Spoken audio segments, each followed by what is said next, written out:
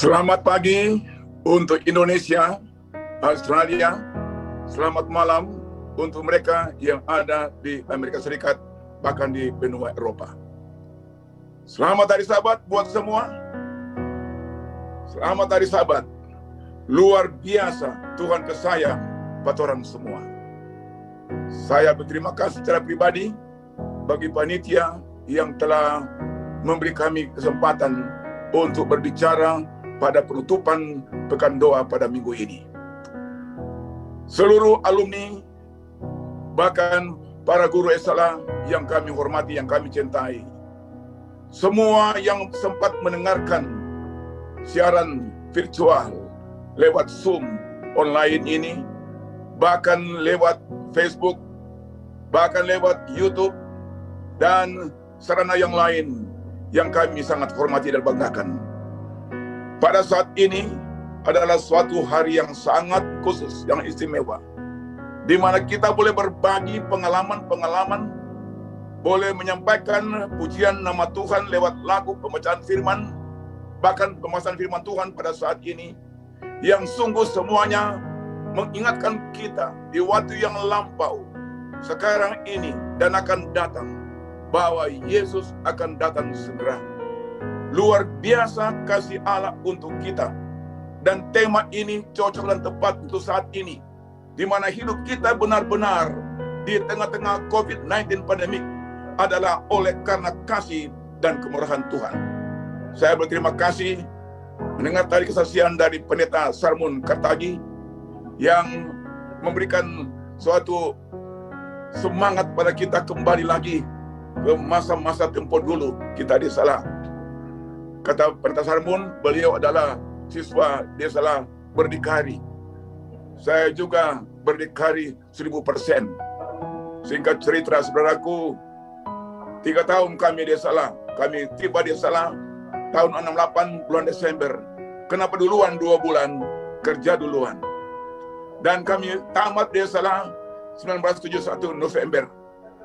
Ada Ezra 2 bulan lagi, kerja lagi untuk tutup segala macam hutang uang sekolah. Saudaraku, singkat cerita, Salah adalah alma mater kita yang kita cintai. Sesungguhnya kita semua menyadari bahwa Salah inilah yang telah Tuhan perkenankan lewat para pimpinan sekolah saat itu, lewat guru-guru pendidik kita saat itu.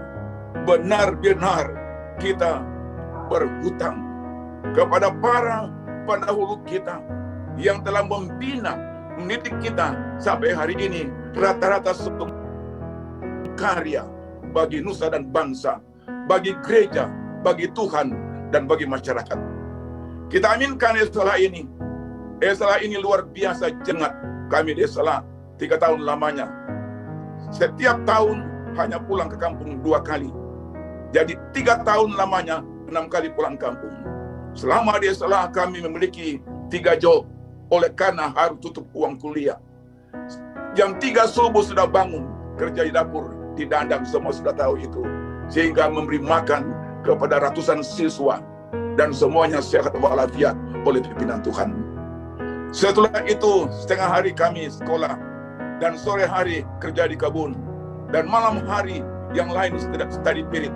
Kami di dining, bersihkan lantai dining, ngepel, dan meja dining untuk persiapan besok pagi, sarapan pagi. Itu berlangsung selama 3 tahun. Dan di masa kenang saat itu, saudaraku sekalian, saya mau menangis. Luar biasa kasih Allah untuk kita. God is good. Tanpa kita sadari bahwa semua ini hanyalah oleh kasih dan kemurahan Tuhan. Kita harus berkata, Tuhan terima kasih, Engkau ajaib adanya. Allah itu baik adanya, memelihara kita dalam hidup di Salah tempo dulu, dan jasa semua pihak. Teman-teman, dan saya mau sampaikan, tidak ada orang yang saya lupa di hati saya, yang pernah saya bersama-sama di Salah, para alumni Salah 3 tahun lamanya. Semua saya ingat, sampai hari ini masih fresh. Saya tahu wajah mereka, dan saya hafal nama semua, tidak ada yang saya lupa. Jadi hari ini saudaraku sekalian, luar biasa. Allah itu baik adanya. Luar biasa Tuhan pesayang pada orang semua. Kita berbangga, inilah kali pertama dalam kehidupan kita para alumni. Kali pertama kita menyaksikan pekan doa para alumni Salah. Luar biasa, kita bersyukur pada Tuhan. Dari malam yang pertama, Dr. Max Langi telah menyampaikan Yesus luar biasa. Ia menyatakan dengan tegas pada malam pertama bahwa kita diselamatkan oleh kasih karunia. Tidak ada andil kita. Allah lah yang sendiri menginisiatif memberikan kita tawaran keselamatan, dan itulah kasih karunia Allah. Kita tak punya apa-apa, tak punya andil soal keselamatan, semuanya oleh karena kasih Allah. Malam kedua, Bapak Edison Mawikere menyampaikan judul yang berjudul "Jang Tako Ada Yesus". Ia uraikan semua peristiwa sekarang yang sedang terjadi, peristiwa ekonomi dunia, dan lain-lain situasi pandemik ini. Dia berkata, saudaraku sekalian, di tengah-tengah krisis dosa, di tengah-tengah ancaman dosa yang akibatnya manusia harus mati, diberikan tantangan yang berat, beban dosa. Seluruh manusia memiliki beban dosa yang berat, bagaikan hutang yang besar di salah satu bank yang besar, hutang dosa. Tapi saudaraku, puji Tuhan, Yesus bail out semua hutang dosa. Amin, saudaraku sekalian. Saya bilang, Pak Edison, saya mau pinjam kalimat ini dalam masa saya khotbah. Yesus bail out semua dosa kita. Itulah kasih karunia Allah. Lalu malam ketiga, Pendeta Lumawa menyampaikan Ikoi Yesus Pemau. Ia uraikan tentang perintah Tuhan dari dua loh batu itu. Dan ia katakan di situ bahwa kata Yesus, jikalau kamu mengasihi aku, turutilah segala hukumku. Malam yang keempat berjudul Yesus nyandak mau kasih tinggal. Saudaraku sekalian, kata Pendeta Mambu, hidup itu singkat, kematian itu pasti, tapi Jesus never leave us alone. Dia tidak pernah tinggalkan kita. Tadi malam Bapak Roy Mandai menyampaikan Jesus care. Yesus peduli. Ia berkata di tengah krisis, dalam ilustrasinya, di saat Tuhan Yesus memberikan makan 5.000 orang, ribuan orang mengeluh karena krisis kelaparan. Hanya satu anak kecil muncul. Dia berkata, di saat krisis, inilah a good time for me, memberikan kepada banyak orang. Luar biasa, saudaraku sekalian. Suatu nasihat yang sangat penting di tengah krisis pandemik COVID-19 saat ini.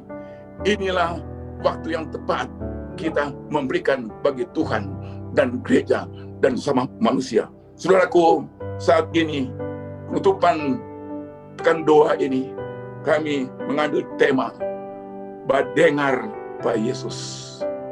Badengar Pak Yesus. Di tengah-tengah berkurangnya pendapatan atau hilangnya pendapatan, di tengah-tengah mungkin PHK meluas atau banyak yang dirumahkan, di tengah-tengah kemiskinan meluas, peluang pekerjaan semakin sempit dan lain-lain. Saudaraku, kesimpulannya dalam segi rohani, badengar Pak Tuhan Yesus. Dengarkanlah suara Allah. Di tengah COVID-19 pandemic ini, listen to the voice of God. Dengarkanlah suara Allah.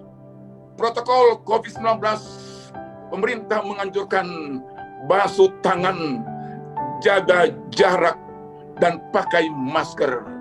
Saudaraku, hari ini, protokol kerohanian hari ini, yang Tuhan sampaikan pada kita saat ini adalah badengar Pak Yesus.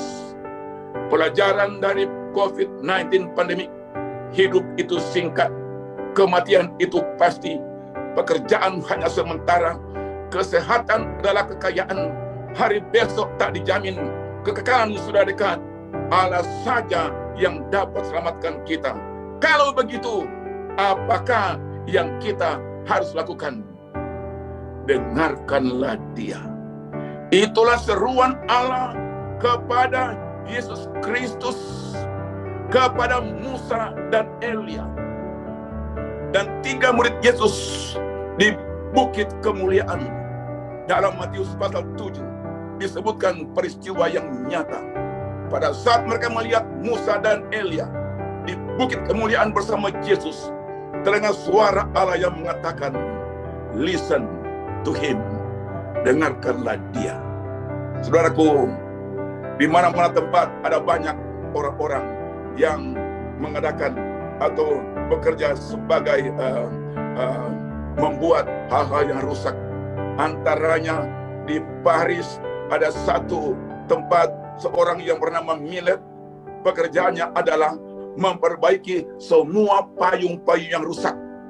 Payung yang rusak, yang sudah berantakan, bahkan sudah patah, dia dapat perbaiki seperti payung yang baru. Lalu ada pula seorang tukang sepatu. Dia berkata, "I will heal you. I will save your soul. I will even die for you." Dia berkata, "Aku mau ganti sol sepatumu. Aku mau smear sepatumu. Aku adalah shoe repair." Tukang perbaiki sepatu. Dan dia berkata, Yesus adalah seorang yang pasti memperbaiki kehidupan kita yang sudah rusak. Di Jepang pula ada suatu bencana yang hancur, yang sudah pecah. Mereka mampu perbaiki, dan bekas-bekas pecah itu disalut dengan emas dan terlihat seperti bejana yang baru, sangat baru. Pada saat ini kami ingin kembali alihkan pikiran kita kepada firman Tuhan. Tema "Badengar pa Yesus" atau dengarkanlah pada Allah, dengarkanlah dia, listen to him, terdapat dalam Kejadian 22. Kejadian 22 ayat 1, Abraham menjawab, "Ya Tuhan." Dia berkata, "Ya Tuhan," pada saat Allah berkata, "Abraham, bawalah anakmu Ishak, korbankanlah dia di salah satu gunung yang akan kutunjukkan kepadamu." Jawabnya, "Ya Tuhan, aku mau mendengarkan, saya sedia mendengar." Semua tahu kisah Abraham dengan Ishak. Tiba di salah satu bukit, itulah Bukit Moria. Saudaraku sekalian, saya ulangi lagi. Pertama di rumah Abraham, di kemah Abraham, Allah berkata, "Bawalah anakmu, persembahkan dia sebagai korban bagiku di gunung yang akan kutunjukkan kepadamu." Ishak mahal nilainya. Bagi Abraham luar biasa harganya. Lahir saat Abraham 100 tahun. Saudaraku, dia cinta Ishak. Tapi dia dengarkan firman Tuhan. Dia berkata, "Ya Tuhan, ya Tuhan, I'm listening." Tiba di puncak, singkat cerita, saat dia mau turunkan tangannya untuk meletakkan pisau kepada budak itu, terdengar firman Tuhan. Firman yang kedua, selama 3 hari ia bergumul dengan firman Tuhan yang mengatakan, "Korbankan anakmu yang tunggal." Sekarang saat dia mau menaruh tangan ke budak ini, ada firman yang kedua, "Abraham, Abraham, jangan kau berani menumpangkan pisau ini pada anakmu." Abraham berkata, "Ya Tuhan, aku lagi dengar." Bayangkan, kata Abraham, "Tuhan, kan Tuhan bilang, anakku korbankan saja." Apa Tuhan jawab? "Abraham, firmanku 3 hari lalu sudah kedaluarsa. It's already expired."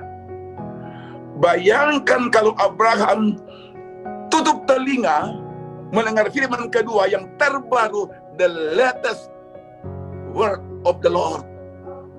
Kalau dia tidak dengar, Ishak, game sudah. The game is over. Selesai. Untung dia dengar firman Tuhan. Dia bilang, "Ya Tuhan, ya Tuhan, I am listening." Aku mendengar. Dan Ishak tak jadi dikorbankan. Dan Tuhan bailout. Dengan lambang kambing yang nyata di belukar itu, kambing itu belaut. Pengorbanan untuk Ishak itu, dia ganti dirinya. Yesus adalah belaut kita, kata Bapak Edison. Keluaran pasal 3 ayat 4. Musa hamba Tuhan, pelayan Tuhan. Pada waktu Allah panggil dia di Midian, Allah panggil ke Mesir, bawa umatnya. Musa berkata dalam Keluaran 3 ayat 4, ya Allah, ya Tuhan, ya Allah, aku mau mendengarkannya. Itulah firman Allah di bukit di mana Elia dan Musa berada bersama Yesus. Tuhan berkata, listen to him. Dengarkanlah Yesus. Saudaraku, Yesus adalah segala-galanya untuk kita. Dalam 2 Korintus pasal 5 ayat 17 mengatakan, siapa yang ada di dalam Kristus, ia adalah a new creature. Ciptaan yang baru, yang lama sudah berlalu, sesungguhnya yang baru sudah muncul. Pak, firman yang luar biasa.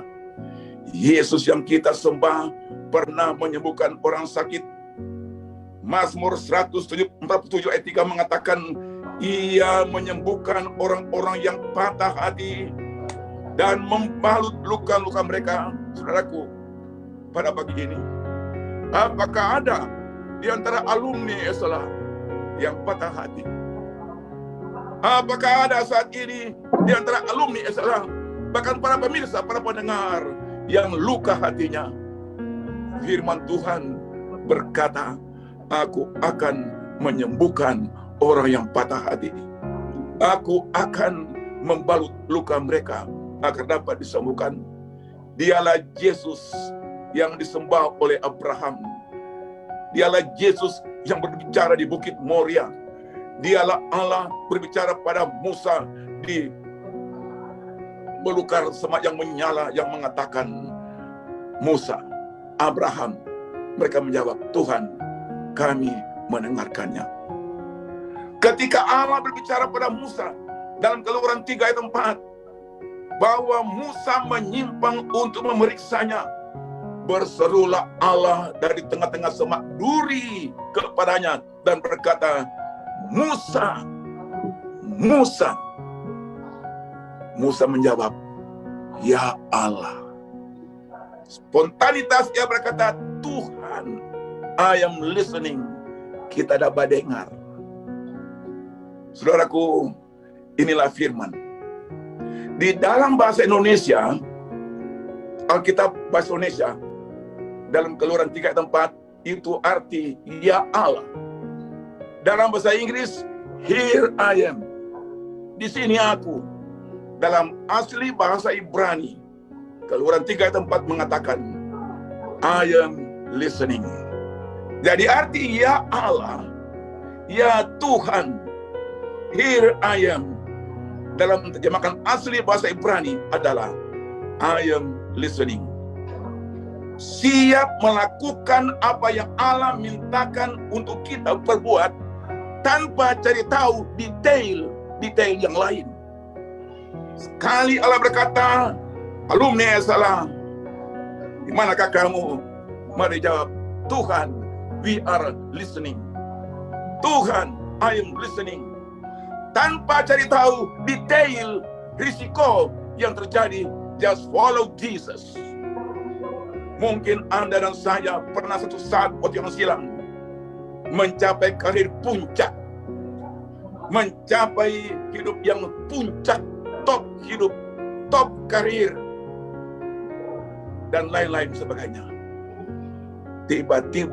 Tibalah COVID-19 pandemik, dan semuanya sirna sudah, hancur berantakan, terjadi kebalikan hidup itu.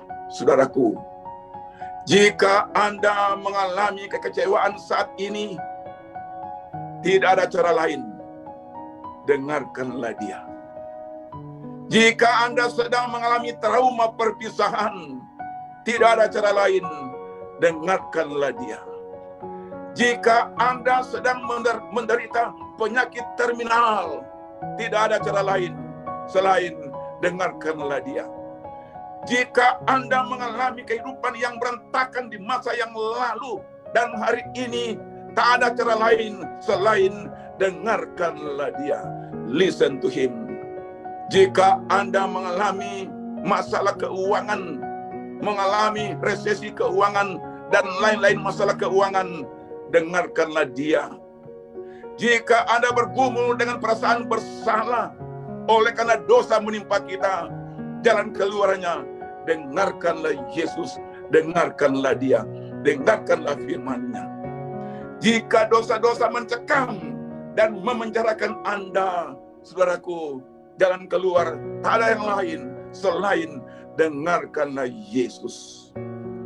Kehidupan Musa dalam Alkitab, Kejadian 3 seterusnya membuktikan bahwa Musa bersedia mendengarkan Allah. 40 tahun Musa di Mesir, dididik di sekolah di Mesir dengan latihan yang luar biasa ketatnya. Dia tahu, dia kuasai pendidikan militer, dia kuasai pendidikan politik, dia kuasai pendidikan strategi dan lain sebagainya. 40 tahun pendidikan yang hebat bagi Musa gagal dengan puncaknya membunuh orang Mesir. Musa waktu ia lahir disimpan oleh ibunya di air sungai Nil. Dan saudaraku, di situ awal bayi Musa. Awal bayi Musa. Dia dalam air. Dan Musa artinya diambil dari air. Itu latihan bagi Musa untuk menembus Laut Kulsum bersama umatnya di air Laut Kulsum. Pada waktu Musa lahir, tantangan yang luar biasa. Dan semua tahu kisahnya.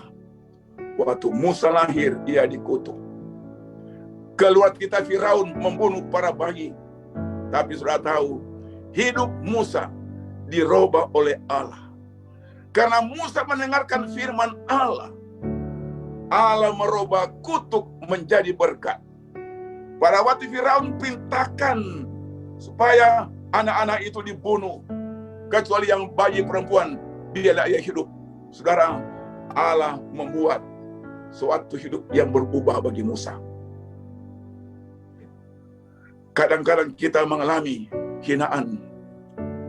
Hinaan terbesar yang kita alami kadang-kadang berubah menjadi berkat yang terbesar untuk kita bila kita listen to him. Firaun ingin menahan bangsa Israel. Namun saudaraku sekalian, singkat cerita, bayi Musa diambil oleh putri Firaun. Kutuk menjadi berkat. Gantinya dibunuh menjadi berkat bagi semua orang. Saudaraku, Musa mengalami kemenangan dengan intervensi Tuhan. Kita pun akan menang dengan intervensi Tuhan. Bagian kita adalah listen to him, dengarkanlah dia. Dengarkanlah dia. Yesus menghadapi Pilatus, tapi Tuhan mendengarkan seruan anaknya. Dia mendengar suara Bapa.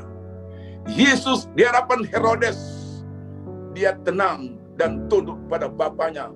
Dia mendengarkan Allah Bapanya. Yesus diberikan mahkota duri. Lambungnya ditombak, tangannya dipaku. Tapi dia dengar suara Allah. Dengarkanlah dia. Saudaraku, pandanglah di balik linangan air matamu. Pandanglah di balik duka citamu. Pandanglah di balik sakit kepalamu. Pandanglah di balik kekecewaanmu. Pandanglah di balik perpisahanmu. Pandanglah di balik penderitaanmu. Pandanglah di balik kesakitanmu. Pandanglah di balik kepedihanmu. Pandanglah di balik bekas lukamu. Pandanglah Yesus, dia yang tak kelihatan. Dengarkanlah dia yang tidak kelihatan. Musa dipaksa melarikan diri. Pernahkah engkau berpikir Anda sekarang tinggal sendirian? Tanpa sahabat lagi, tanpa teman lagi. Musa ke tanah Midian. seorang diri. Kalau saja ada seorang guru atau pendeta dikirim ke Midian, belantara Midian, berapa tahun seperti Musa? 40 tahun. Mungkin Anda berkata, wah, pimpinan sudah nak senang dengan saya. 40 tahun di Midian, belantara Midian, 40 tahun tidak mutasi, tidak pindah-pindah. Tapi Musa, dia dengarkan firman Tuhan. Saudaraku, pernahkah kita merasa malu dan bersalah karena dosa yang kita perbuat?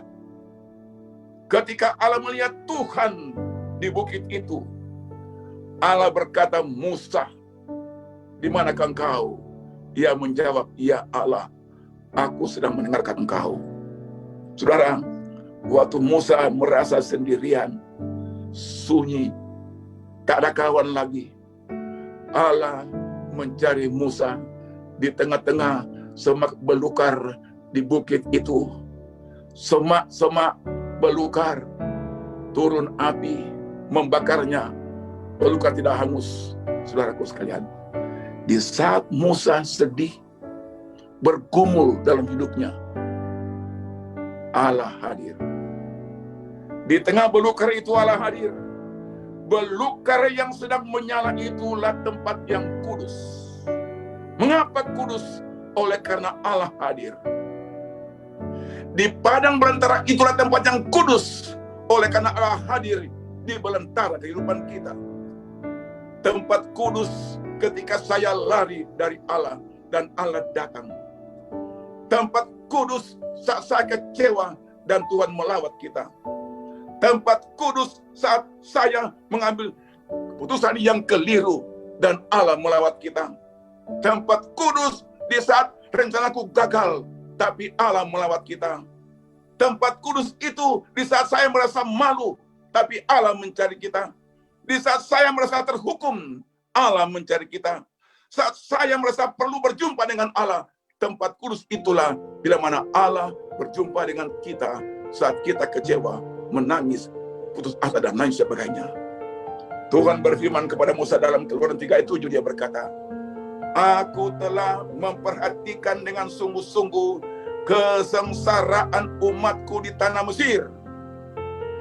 Dan aku telah mendengarkan seruan mereka oleh karena pengerah-pengerah mereka kerja paksa. Aku tahu derita mereka, kata firman Tuhan dalam Keluaran 3 ayat 7. I know their suffering. Aku tahu beban mereka. Aku sedang mendengarkannya. Sekarang Allah berkata, saudaraku, alumni salah, para pemirsa yang lain lewat Facebook, Allah berkata, saat Anda sakit, saat Anda menderita, saat Anda kecewa, Allah berkata, aku mendengarkan engkau. Allah dari semak belukar, dia berkata, aku adalah aku, I am that I am. Dia berbicara pada Musa, akulah aku yang telah mengutus engkau kepadamu. Akulah aku telah mengutus aku kepadamu.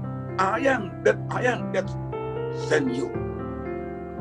Allah berbicara pada Musa, memberikan courage, pengharapan dari kecewa, pengharapan dari tantangan. Allah berkata, Musa, aku adalah kekuatanmu. Aku akan melengkapi keperluanmu. Aku akan memberikan keberanian kepadamu. Aku akan memeliharamu. Aku adalah tiang api pada malam hari. Aku adalah tiang awan pada siang hari. Aku adalah pemimpinmu. Aku adalah segala-galanya untuk engkau. Jangan takut. Filipi 4 ayat 19. Aku akan memenuhi segala keperluanmu. Allah mengambil alih kehidupan kita yang mengembara di padang belantara dan mempertemukan hidup kita dengan Allah sendiri di tengah-tengah krisis kehidupan. Tugas kita adalah bila mana Allah berbicara, dengarkanlah dia.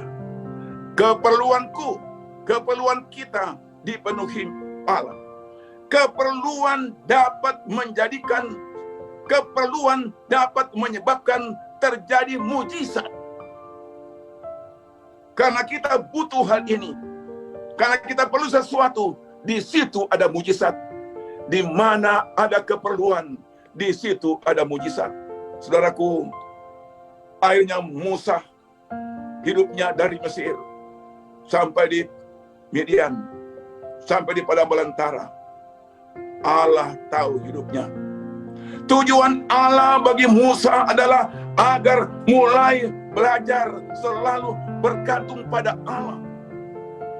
Ingat bangsa Israel dalam Keluaran 16, mereka bersungut, tidak ada makanan.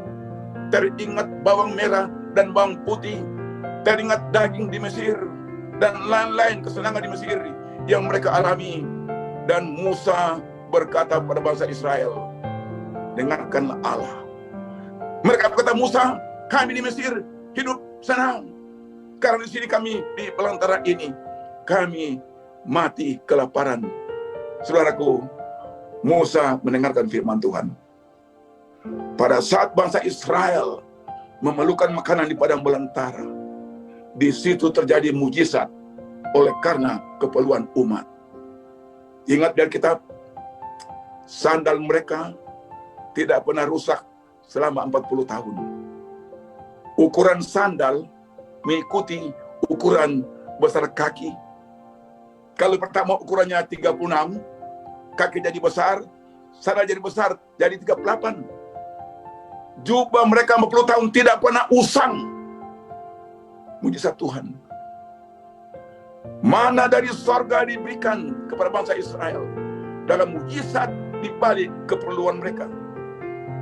Di mana ada keperluan, di situ ada mujizat. Where there is a need, there is a miracle. Tuhan berkata dalam Keluaran 16 ayat 4, berfirmanlah Tuhan kepada Musa, sesungguhnya aku akan menurunkan dari langit hujan roti. Luar biasa ini. Sampai hari ini belum pernah jadi di mana-mana di dunia ini hujan roti, kecuali pada bangsa-bangsa Israel. Allah berkata, besok pagi kamu akan melihat kemuliaan Tuhan. Hujan roti. Mungkin Anda dan saya dalam hidup ini banyak keperluan apa saja. Mungkin Anda membutuhkan keperluan dalam pernikahan, keperluan bagi anak-anak, keperluan keuangan, keperluan kesehatan, apa saja yang kita perlukan, saudaraku. Allah mampu merubah kutuk menjadi berkat. Tugas kita, dengarkanlah Dia. Allah mampu dalam hidup kita ini di padang belantara. Kita harus berkata, saya perlu bertemu dengan Tuhan. I need to meet the Lord. Tugas kita adalah listen to Him. Dengarkanlah Dia. Keperluan menyebabkan terjadi mujizat. Tugas kita adalah dengarkanlah Yesus. Di saat impian kita hancur, di saat harapan kita lenyap seperti bayang-bayang, di saat hidup terasa berakhir, tugas kita adalah mendengar Pak Yesus, dengarkanlah Dia, listen to Him. Ulangan 34 ayat 5, apa yang terjadi? 40 tahun Musa di Mesir dengan berbagai tantangan. 40 tahun di padang belantara, di Midian, dengan berbagai tantangan. 40 tahun di padang belantara, berbagai tantangan.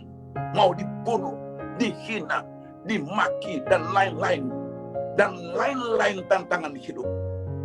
Apa terjadi? Puncaknya itu, sesudah Musa mengalami tantangan hidup, puncaknya Musa meninggal.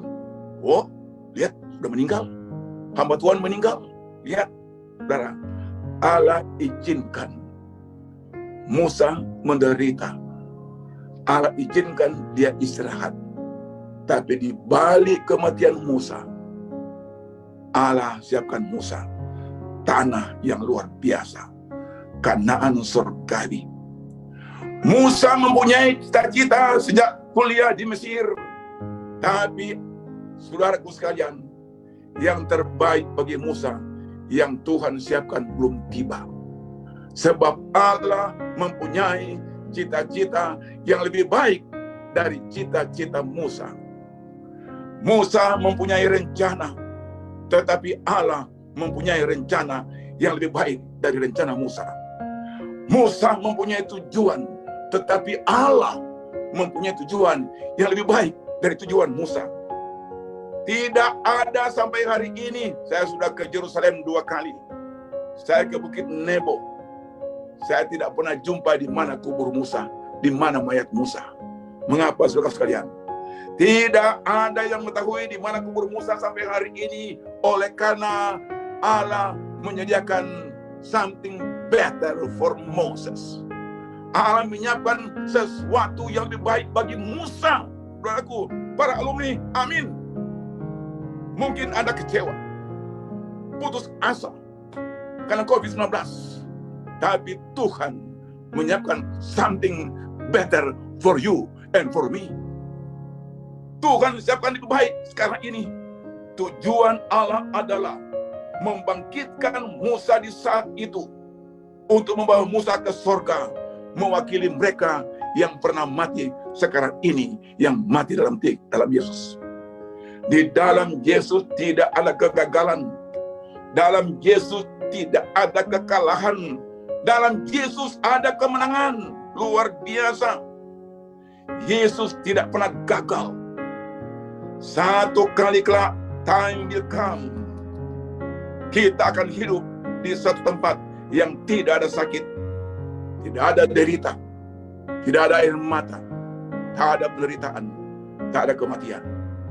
1 Petrus 5 ayat 10 mengatakan, dan Allah sumber segala kasih karunia, yang telah memanggil kamu dalam Kristus kepada kemuliaan yang kekal, to the everlasting glory, akan melengkapi, to equip us, to strengthen us, meneguhkan kita, menguatkan kita, to encourage us, mengokohkan kamu sesudah kamu menderita seketika lamanya. Saya ulangi, 1 Petrus 5 ayat 10. Allah lah sumber kasih karunia. Luar biasa Tuhan pesayang, yang akan memberikan kita dalam Kristus, lewat Kristus, kemuliaan yang kekal, yang akan menguatkan kita, meneguhkan kita sesudah kita senang-senang. Tidak, saudara, kata firman Tuhan, sesudah kita menderita. God allow us to suffer, but only for a moment, in just a little while. Saudara, amin. Luar biasa Allah itu. Allah izinkan kita menderita, tapi hanya sementara. Allah siapkan kekal, tempat indah untuk kita. Dalam pertama Tesalonika 4:16, bila Tuhan datang, trompet dibunyikan, dan mereka yang sudah mati dalam Tuhan akan bangkit, mewakili Musa yang Tuhan bangkitkan, dan sekarang ia ada di sorga. Yang masih hidup akan diubahkan. Saudaraku, karena itu kata Titus 2 ayat 13, we are waiting for the blessed hope, the coming of the Lord Christ Jesus. Kita sekarang sudah menantikan pengharapan yang penuh bahagia, yaitu Yesus yang akan datang.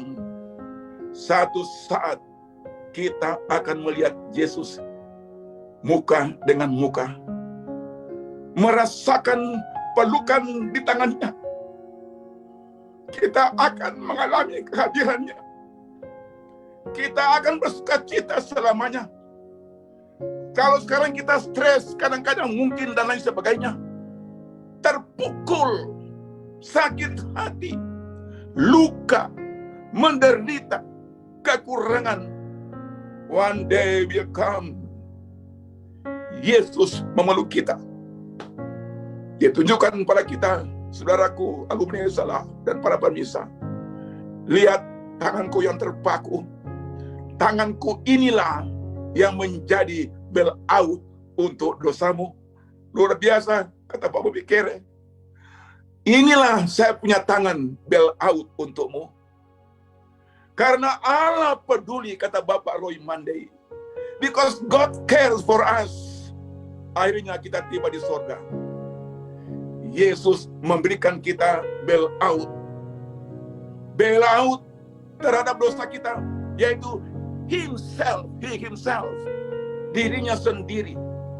Dalam pertama Korintus 6 ayat 20 firman Tuhan mengatakan, sebab kamu telah dibeli dan harganya telah lunas dibayar.